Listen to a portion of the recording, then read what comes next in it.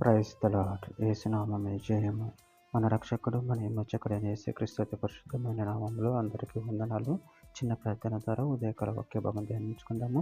పరిశుద్ధుడ మహాగణుడు అని దేవ యేసయ్య, సర్వాధికారులైన మీకు వేలాది వందనములు, కృతజ్ఞత స్తుతి స్తోత్రం చెల్లించుకుంటున్నాను దేవ ఉదయకాలం ప్రభావ వాక్య భాగం ధ్యానిస్తుండగా వాక్య భాగం మాకు అర్థమవులు సహాయం చేసి మీ కృపలో బలపరిచి మీకు మాదిరిగా మమ్మల్ని నడిపించి మీ చిత్తాన్ని మా జీవితంలో జరిగించమని చిన్న ప్రార్థన యేసు నామములో అడిగి వేడుకుంటున్నాను తండ్రి. Amen amen.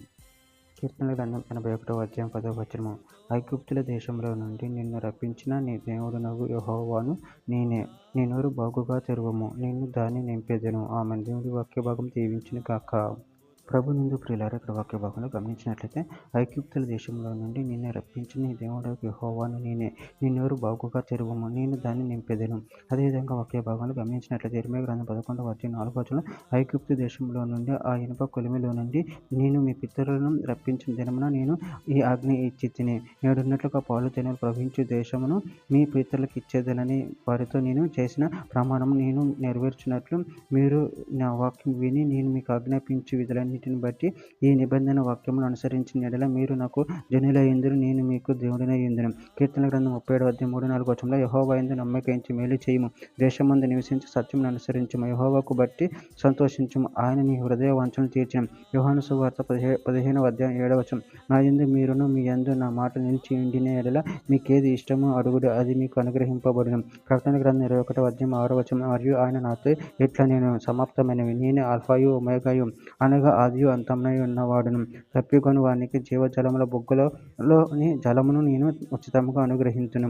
యెషయా గ్రంథం 43వ అధ్యాయం 12వ వచనం. ప్రకటించిన వాడు నేనే, రక్షించువాడు నేనే, దాన్ని గ్రహింపజేయవలసిన వాడు నేనే.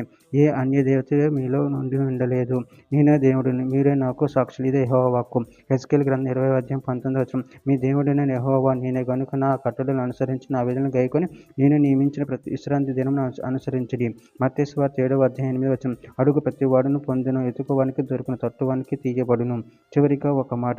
కొరింథీయులకు రాసిన 2వ పత్రిక 6వ అధ్యాయం 13వ వచనం. మీ ఎడల నాకున్న అంతఃకరణమునకు ప్రతిఫలముగా మీరును మీ హృదయములను విశాలపరచుకొనండి, మీరు నా పిల్లలని మీతో ఇలాగ చెప్పుచున్నాను. ఆమె. దేవుడి వాక్య భాగం దీవించిన కాక చిన్న ప్రార్థన చేసుకుందాము.